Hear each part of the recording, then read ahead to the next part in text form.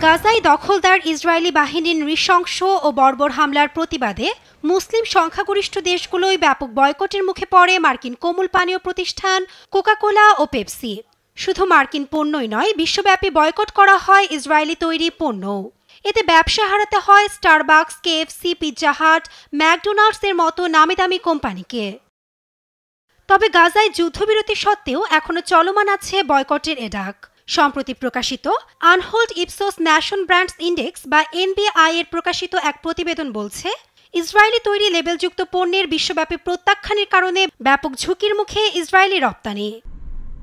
এ সপ্তাহে সংযুক্ত আরব আমিরাত সফরের সময় স্টারবাকসের সিইও ব্রায়ান নিকোল বয়কটের কারণে ব্যবসায় পড়া লোকসানের কথা স্বীকার করেন। জানান, এর নেতিবাচক প্রভাব কেবল মধ্যপ্রাচ্য ও উত্তর আফ্রিকার মতো দেশগুলোতেই সীমাবদ্ধ নেই।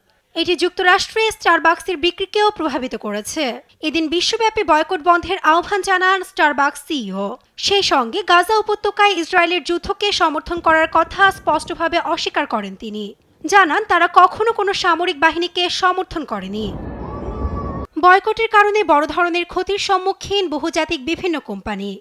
মধ্যপ্রাচ্যের দেশ তুরস্কে এ আন্দোলন ব্যাপক সাড়া ফেলে। এতে তীব্র আর্থিক সংকটের মুখোমুখি হয় কেএফসি ও পিৎজা হাট। ফলে দেশটি থেকে ব্যবসা গুটিয়ে নেয় কোম্পানি দুটি।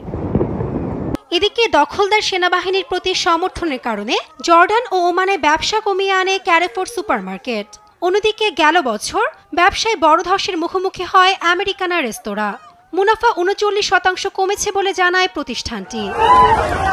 অন্যদিকে মুসলিম সংখ্যাগরিষ্ঠ দেশগুলোতে চাহিদা বাড়ানোর জন্য ব্যাপক প্রচারণা সত্ত্বেও এখনো অনেক জায়গায় বয়কট করা হচ্ছে কোমল পানীয় কোম্পানি পেপসি ও কোকা-কোলাকে। বিপরীতে রমরমা ব্যবসা করে চলেছে স্থানীয় কোমল পানীয় গাজা কোলা ও প্যালেস্টাইন কোলা। গাজায় স্থায়ীভাবে ইসরায়েলি দখলদারিত্ব শেষ না হওয়া পর্যন্ত বয়কট অব্যাহত রাখার আহ্বান মধ্যপ্রাচ্য সহ মুসলিম বিশ্বের। নাসরিন আক্তার, নিউজ ডেস্ক, দেশ টিভি।